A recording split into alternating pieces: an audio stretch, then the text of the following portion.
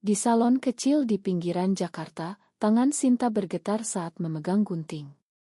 Dia, seorang penata rambut berusia 28 tahun, baru saja mendengar kliennya, seorang wanita cantik bernama Rina, berusia 25 tahun, bercerita tentang pernikahan mendatangnya.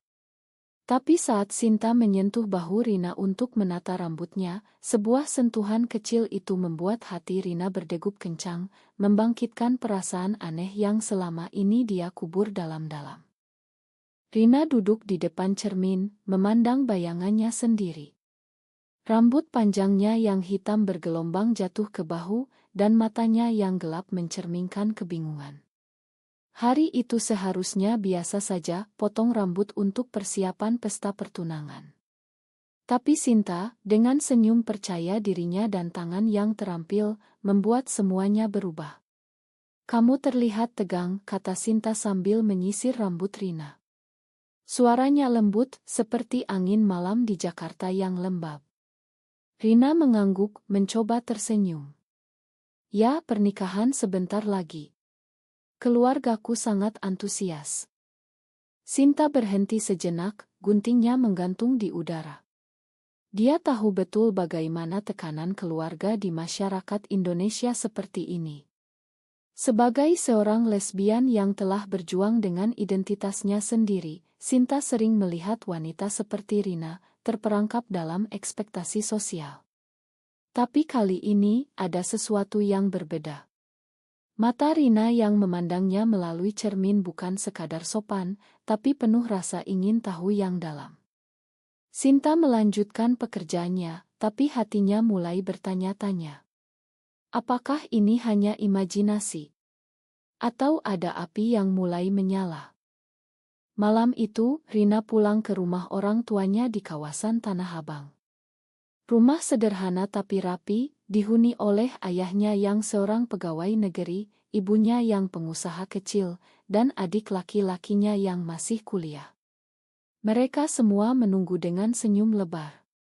"Bagaimana potong rambutnya? Pasti cantik sekali untuk pertunangan besok," kata ibunya sambil menyajikan makan malam. Rina mengangguk, tapi pikirannya melayang ke Sinta. Sentuhan itu, kenapa terasa begitu hangat? Dia mencoba mengabaikannya, fokus pada calon suaminya, Andi, seorang pria baik hati dari keluarga teman ayahnya. Pernikahan ini adalah harapan keluarga, stabil, aman, sesuai norma. Tapi tidur malam itu sulit datang. Rina berguling di tempat tidur, memikirkan Sinta. Wanita itu punya aura bebas, dengan rambut pendek bergaya bob yang stilis, tubuh atletis dari hobi bersepeda, dan tatapan tajam yang penuh keyakinan. Berbeda dengan Rina yang selalu patuh, Sinta sepertinya hidup sesuai hati. Pagi harinya, saat sarapan, ayah Rina bicara tentang masa depan. "Kamu harus bahagia, nak. Andi orang baik, dia akan jaga kamu." Rina tersenyum paksa, tapi dalam hati, dia merasa ada retak yang mulai muncul. Beberapa hari kemudian, Rina kembali ke salon. Bukan untuk potong rambut, tapi katanya untuk touch-up. Sebenarnya, dia ingin bertemu Sinta lagi. Salon itu ramai dengan suara pengering rambut dan obrolan pelanggan. Sinta menyambutnya dengan senyum hangat. "Kembali lagi. Rambutmu sudah bagus." Rina duduk, dan percakapan mengalir. Mereka bicara tentang kehidupan di Jakarta, tentang mimpi-mimpi yang tertunda. Sinta cerita tentang bagaimana dia meninggalkan kampung halamannya di Bandung karena tak tahan dengan tekanan keluarga yang ingin dia menikah dengan pria. "Aku memilih jujur pada diri sendiri," kata Sinta pelan. Rina mendengarkan, hatinya terguncang. Apakah dia juga bisa seperti itu? Pertemuan itu berlanjut menjadi pertemuan rutin. Rina mulai sering ke salon, bahkan tanpa alasan jelas. Mereka minum kopi di warung dekat salon, berbagi cerita. Sinta bicara tentang perjuangannya sebagai lesbian di Indonesia, diskriminasi di tempat kerja, pandangan sinis dari tetangga, dan kesepian yang kadang menyergap. Rina yang selama ini hidup dalam gelembung aman, mulai mempertanyakan segalanya. Andi, calon suaminya, baik, tapi tak pernah membuat hatinya berdegup seperti saat bersama Sinta. Suatu sore, saat hujan deras mengguyur Jakarta, Rina dan Sinta terjebak di salon. Pelanggan lain sudah pulang. Mereka duduk di sofa kecil, mendengarkan suara hujan. "Kenapa kamu terus datang?" tanya Sinta tiba-tiba. Rina terdiam, lalu pelan berkata, "Karena aku merasa hidup saat bersamamu." Kata-kata itu keluar begitu saja, membuat keduanya terkejut. Sinta memandangnya dalam, dan untuk pertama kali, mereka berpelukan. Bukan pelukan romantis yang berlebihan, tapi pelukan yang penuh makna, pengakuan atas perasaan yang selama ini disembunyikan. Tapi kebahagiaan itu singkat. Malamnya, Rina pulang dengan hati berbunga, tapi ibunya curiga. "Kamu sering keluar akhir-akhir ini. Jangan sampai ada apa-apa sebelum nikah." Rina menggeleng, tapi dalam hati, konflik mulai berkecamuk. Apakah ini salah? Masyarakat Indonesia, dengan nilai-nilai agama dan budaya yang kuat, tak mudah menerima hubungan seperti ini. Keluarganya pasti hancur jika tahu. Sinta juga punya beban, dia pernah ditinggalkan oleh pasangan sebelumnya karena tekanan sosial. Apakah Rina siap menghadapi itu semua? Hari-hari berikutnya, Rina mulai ragu. Andi menelepon, mengajak dinner romantis. Dia setuju mencoba meyakinkan diri bahwa ini jalan yang benar. Tapi selama makan malam, pikirannya melayang ke Sinta. Andi bicara tentang rencana masa depan, rumah, anak, karir. Semua terdengar sempurna, tapi hampa. Pulang malam itu, Rina menangis sendirian. Dia harus memilih keluarga dan norma, atau hati yang memanggil. Sementara itu, Sinta di salonnya, memandang foto Rina di ponselnya. Dia tahu risiko ini besar. Tapi perasaan itu nyata. "Apa yang harus kulakukan?" gumamnya. Konflik inner mulai muncul, apakah dia egois karena menarik Rina ke dunia yang penuh tantangan ini? Pagi berikutnya, Rina bangun dengan kepala pusing. Malam sebelumnya, setelah dinner dengan Andi, dia menerima pesan dari Sinta, "Aku rindu kamu." Kata-kata sederhana itu membuatnya gelisah. Dia pergi ke kantornya di sebuah perusahaan advertising di Sudirman, mencoba fokus pada pekerjaan. Tapi sepanjang hari, pikirannya tak tenang. Rekan kerjanya, seorang teman dekat bernama Maya, noticing perubahannya. "Kamu kenapa, Rin? Kayak ada beban." Rina menggeleng tapi akhirnya curhat sedikit. "Aku bingung dengan perasaanku." Maya yang liberal mendengarkan tanpa menghakimi. "Ikuti hati, tapi ingat konsekuensinya di sini." Sore itu, Rina bertemu Sinta di sebuah kai kecil di Kemang. Mereka duduk di pojok, jauh dari keramaian. Sinta memegang tangan Rina di bawah meja, gerakan kecil yang penuh risiko. "Kita harus bicara," kata Sinta. "Aku tahu kamu akan nikah. Apa ini adil buat kita?" Rina menunduk, air mata menetes. "Aku tak tahu. Keluargaku. Mereka harapkan aku bahagia dengan Andi." Sinta menghela napas. Bahagia atau aman? Di Indonesia ini banyak yang pilih aman daripada jujur. Percakapan itu berubah menjadi perdebatan ringan. Rina membela tradisi keluarga, Sinta menekankan pentingnya autentisitas. Malamnya, di rumah, ayah Rina memanggilnya ke ruang tamu. "Ada yang ingin kutanyakan. Kamu sering keluar dengan siapa?" Rina terkejut, tapi berbohong. "Teman kantor." Ayahnya mengangguk, tapi matanya penuh keraguan. "Jangan buat malu keluarga. Pernikahan ini penting." Tekanan itu membuat Rina semakin tertekan. Dia mulai mempertanyakan moralitasnya, apakah mencintai sesama jenis itu dosa? Di masyarakat yang mayoritas Muslim seperti Indonesia, isu sering dikaitkan dengan nilai agama. Rina ingat ceramah di masjid yang pernah dia dengar, hubungan seperti itu tak diterima. Sinta, di apartemen kecilnya di Tibet, juga bergulat dengan diri sendiri. Dia menelepon sahabatnya, seorang aktris bernama Lia. Aku jatuh cinta lagi, tapi dia akan nikah. Lia menasihati, jangan paksa. Biarkan dia pilih sendiri. Kamu tahu betul harga yang harus dibayar. Sinta ingat masa lalunya, dikeluarkan dari rumah oleh orang tua saat coming out, kehilangan pekerjaan karena rumor, dan sakit hati dari hubungan sebelumnya. Apakah dia siap lagi? Beberapa hari kemudian, konflik memuncak saat Rina dan Sinta bertemu di taman kota. Hujan gerimis, tapi mereka tetap duduk di bangku. Aku tak bisa terus begini, kata Rina. Andi baik, keluargaku senang. Sinta marah. Baik. Tapi kamu tak cinta dia. Ini tentang kita. Pertengkaran pertama mereka, Rina menuduh Sinta egois, Sinta bilang Rina pengecut. Mereka berpisah dengan amarah, tapi malam itu, Rina menangis memeluk bantal. Dia sadar, perasaan itu tak bisa diabaikan. Esoknya, Rina membatalkan janji dengan Andi.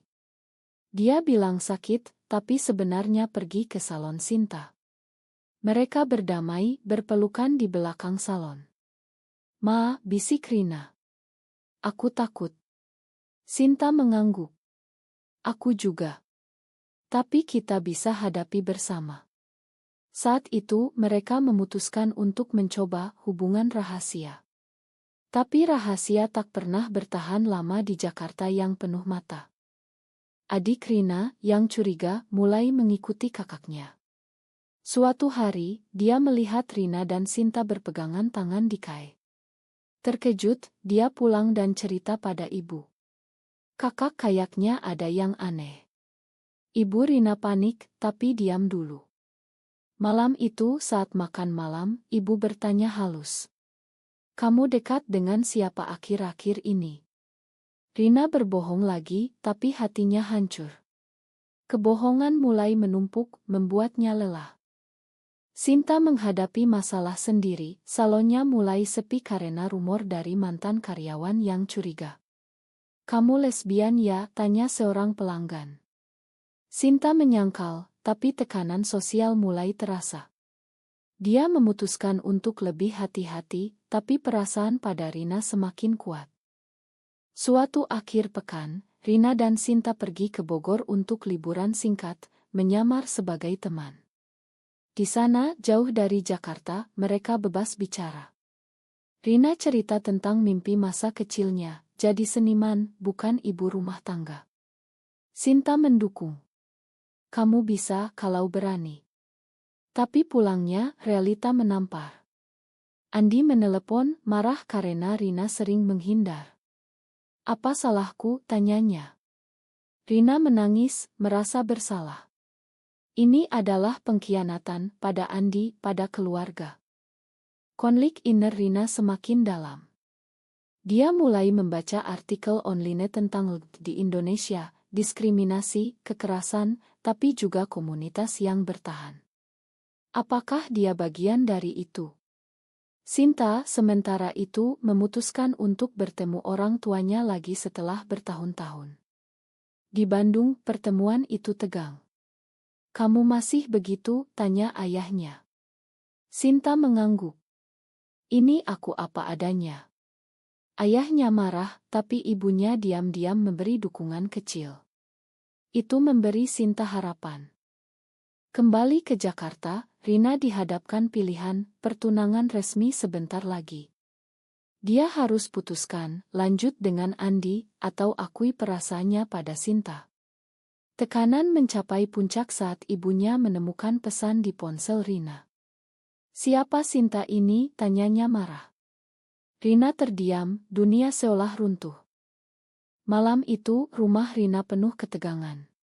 Ibu duduk di sofa, memegang ponsel Rina dengan tangan gemetar. Jawab, nak. Siapa perempuan ini? Kenapa pesannya begitu intim?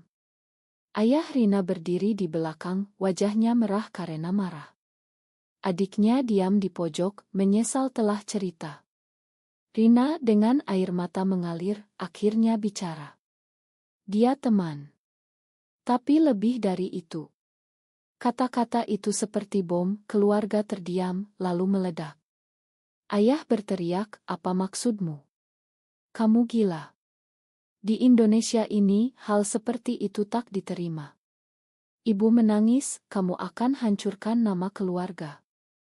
Rina mencoba jelaskan, tapi sia-sia. Mereka melihatnya sebagai penyimpangan, pengaruh buruk dari kota besar. Ini pasti gara-gara temanmu itu. Putuskan sekarang juga, perintah ayah. Rina pergi ke kamar, mengunci pintu, dan menelepon Sinta. Mereka tahu, bisiknya. Sinta terkejut, tapi tenang. Datang ke sini. Kita hadapi bersama. Malam itu, Rina kabur dari rumah, naik ojek ke apartemen Sinta.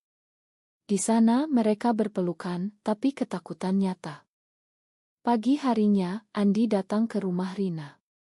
Keluarga cerita semuanya. Andi terpukul, merasa dikhianati.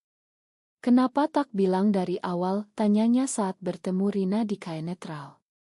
Rina menangis. Aku baru sadar sendiri. Andi marah, tapi juga sedih. Ini bukan hanya tentang kita. Keluargamu, masyarakat. Kamu siap. Pertemuan itu berakhir dengan Andi memutuskan pertunangan.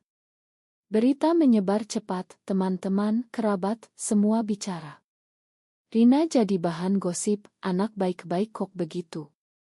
Sinta mendukung Rina, tapi tekanan pada dirinya sendiri meningkat.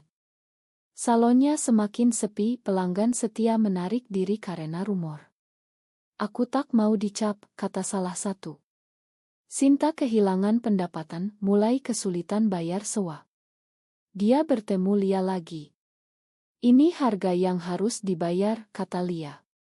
Tapi kalau kalian saling dukung, bisa lewati. Sinta ragu apakah Rina kuat.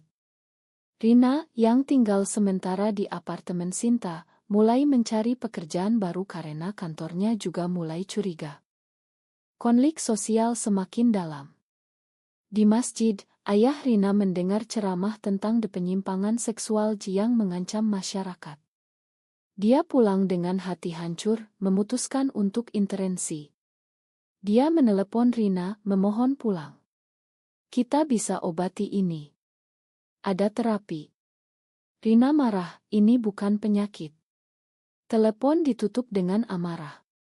Ibu Rina jatuh sakit karena stres, membuat Rina merasa bersalah. Apakah pilihannya benar? Mungkinkah dia salah? Sinta dan Rina mulai bergabung dengan komunitas rahasia di Jakarta. Di pertemuan kecil, mereka mendengar cerita serupa, penolakan keluarga, diskriminasi kerja. Itu memberi kekuatan, tapi juga ketakutan. Suatu hari, mereka dihadang oleh kelompok konservatif di jalan. Lesbi. Pulang ke neraka, teriak mereka. Rina gemetar, Sinta melindunginya. Insiden itu membuat mereka lebih hati-hati, tapi juga lebih dekat. Tapi pengkhianatan datang dari dalam. Adik Rina, yang merasa bersalah, diam-diam bertemu Sinta. Tolong tinggalkan kakakku. Ini hancurkan keluarga. Sinta terkejut, tapi mengerti. Malam itu, dia bicara pada Rina. Mungkin kita harus pisah sementara. Rina marah. Kamu menyerah. Pertengkaran besar, Sinta dituduh lemah, Rina egois. Mereka tidur terpisah, hati penuh luka. Esoknya, Rina pulang ke rumah untuk bicara. Keluarga menyambut dingin. Kamu harus pilih kami atau dia, kata ayah. Rina menangis. Kenapa tak bisa keduanya? Jawaban, norma masyarakat tak ingkan. Dia pergi lagi, tapi kali ini dengan keputusan, lanjut dengan Sinta, tapi cari cara damai. Sinta sementara itu kehilangan salonnya karena tak bisa bayar sewa. Dia pindah ke pekerjaan baru sebagai relancer, tapi pendapatan minim. Ini harga kebebasan, gumamnya. Mereka mulai hidup sederhana, tapi cinta mereka tumbuh. Tapi tekanan tak berhenti, teman Rina memutus hubungan, bilang kamu berubah. Rina merasa terisolasi, mulai depresi. Suatu malam, di apartemen kecil, Rina dan Sinta bicara panjang. Apa kita salah? Tanya Rina. Sinta jawab, cinta tak pernah salah. Yang salah adalah dunia yang tak terima. Kata-kata itu memberi harapan, tapi realita menanti. Ayah Rina sakit, diduga karena stres. Rina merasa harus kembali, tapi Sinta menahan. Jangan korbankan diri. Konflik moral, keluarga cinta. Rina memilih pergi ke rumah sakit, meninggalkan Sinta sendirian. Di rumah sakit, ayah memandang Rina lemah. Pulanglah, nak. Lupakan itu semua. Rina terpecah, apakah ini saat untuk mundur? Rina duduk di samping tempat tidur ayahnya di rumah sakit umum di Jakarta. Ayahnya, dengan inus di tangan, memandangnya penuh harap. Kamu anak baik. Jangan biarkan ini hancurkan kita. Ibu di sebelahnya menangis pelan. Rina merasa bersalah mendalam, pilihannya menyebabkan ini. Aku minta maaf, yah, bisiknya. Tapi dalam hati, dia tak bisa lupakan Sinta. Pulang malam itu, dia menelepon Sinta. Ayahku sakit. Aku harus ada di sana. Sinta mengerti, tapi sakit hati. Jangan tinggalkan aku. Hari-hari berikutnya, Rina bolak-balik antara rumah dan apartemen Sinta. Di rumah, dia berpura-pura, aku sudah putus dengan dia. Keluarga senang, tapi curiga. Adiknya memantau. Di sisi lain, Sinta mulai ragu. Kamu main dua kaki, tanyanya suatu malam. Rina menyangkal, tapi ketegangan meningkat. Mereka bertengkar lagi, Sinta merasa dikhianati, Rina merasa tertekan. Aku korban di sini, kata Rina. Sinta balas, kita semua korban masyarakat ini. Konflik mencapai puncak saat pesta keluarga. Ayah Rina sudah pulih sedikit, mereka rayakan. Andi datang, diundang ibu. Mungkin bisa mulai lagi, kata ibu. Rina terkejut, marah. Dia pergi dari pesta, lari ke Sinta. Mereka paksa aku. Sinta memeluknya, tapi memutuskan, kita harus hadapi mereka bersama. Rina takut, tapi setuju. Esoknya, mereka datang ke rumah Rina. Keluarga terkejut melihat Sinta. Ini siapa? Tanya ayah. Rina bicara tegas, ini orang yang aku cintai. Ruangan meledak, ayah marah besar, ibu menangis histeris, adik diam ketakutan. Keluar dari rumah ini, teriak ayah. Sinta mencoba jelaskan, kami tak mau sakiti siapapun. Ini tentang kebahagiaan. Tapi sia-sia. Mereka diusir dengan kata-kata kasar, kalian penyimpang.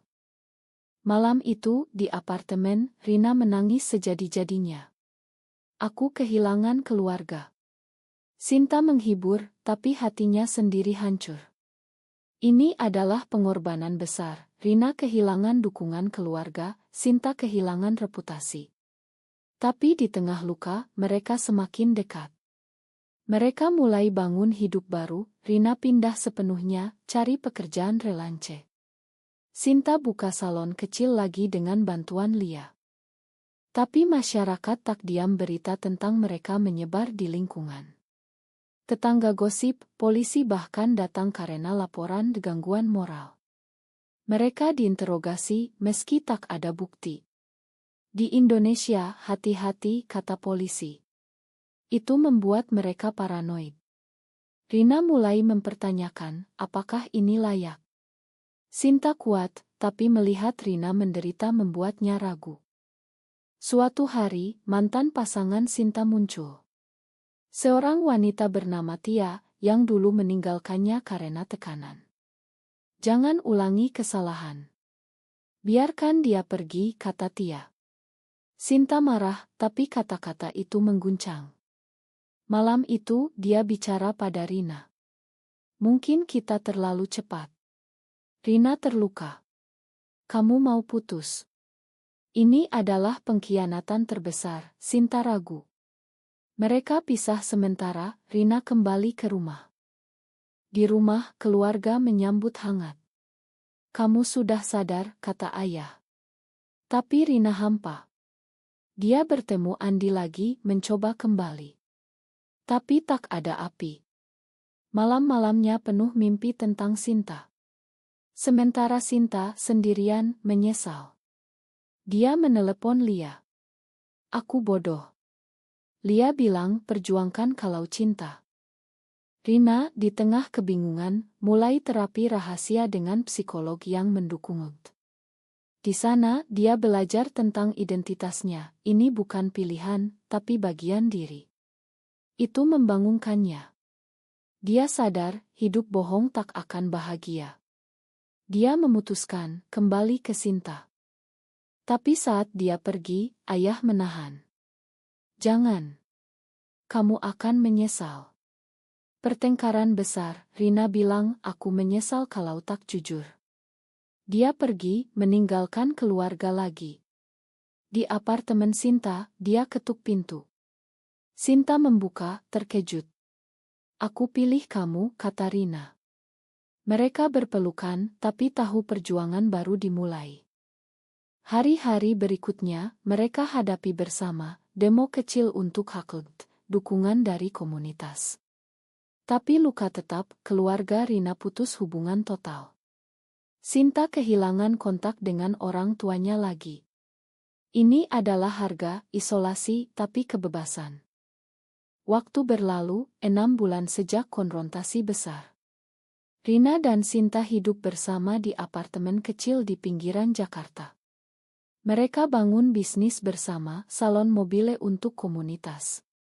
Pendapatan stabil, meski tantangan ada. Rina belajar mandiri, Sinta belajar percaya. Tapi luka masa lalu sering muncul. Suatu malam, Rina mimpi tentang keluarganya, bangun menangis. Aku rindu mereka. Sinta menghibur. Suatu hari, mereka akan mengerti. Tapi realita keras. Di tempat kerja, Rina dipecat karena rumor. Kami tak mau kontroversi, kata bos. Sinta marah, tapi tak bisa apa-apa. Mereka bergabung demonstrasi hak di Monas, meski berisiko. Di sana mereka bertemu orang-orang serupa, cerita penolakan, tapi juga harapan. Itu memberi kekuatan.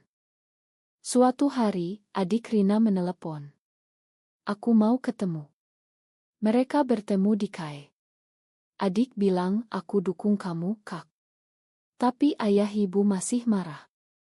Rina menangis, ini celah kecil. Tapi ayah tetap keras, tak ada ampun. Ini membuat Rina bertanya, apakah keluarga lebih penting daripada cinta? Sinta menghadapi ujian sendiri, tawaran pekerjaan di luar negeri, di Singapura, di mana lebih diterima. Kita bisa mulai baru, katanya pada Rina. Rina ragu. Tapi Indonesia rumah kita. Debat muncul, pergi atau bertahan. Sinta ingin aman, Rina ingin perjuang. Ini mautun baru, pengorbanan untuk satu sama lain. Akhirnya, mereka putuskan bertahan. Kita ubah dari dalam, kata Rina. Mereka mulai kampanye kecil online, berbagi cerita anonymously. Respons campur, dukungan dari muda-mudi, tapi hujatan dari konservatif. Suatu hari, mereka diancam online, hati-hati, kami tahu alamatmu. Ketakutan nyata, tapi mereka tak mundur. Waktu Natal, Rina mencoba hubungi keluarga. Ibu angkat telepon, tapi singkat. Kami doakan kamu. Itu kemajuan kecil. Sinta senang. Lihat, perubahan datang pelan. Tapi di tengah itu, Sinta sakit, stres menumpuk jadi penyakit. Rina rawat dia, sadar harga kesehatan. Jangan tinggalkan aku, bisik Sinta. Rina janji. Tahun baru, mereka rayakan sendirian. Di atap apartemen, memandang lampu Jakarta. Apa kita bahagia? Tanya Rina. Sinta jawab, ya, meski mahal. Mereka berpelukan, tapi tahu perjuangan tak berakhir. Masyarakat berubah pelan, tapi mereka bagian dari itu. Cerita mereka jadi inspirasi bagi beberapa teman yang coming out, keluarga yang mulai terbuka. Tapi juga kontroversi, debat di media sosial tentang moralitas. Rina dan Sinta terus maju dengan luka tapi lebih kuat. Apakah mencintai sesama jenis di masyarakat konservatif seperti Indonesia selalu berakhir dengan pengorbanan yang terlalu besar, atau justru itu adalah jalan menuju kebebasan sejati yang layak diperjuangkan?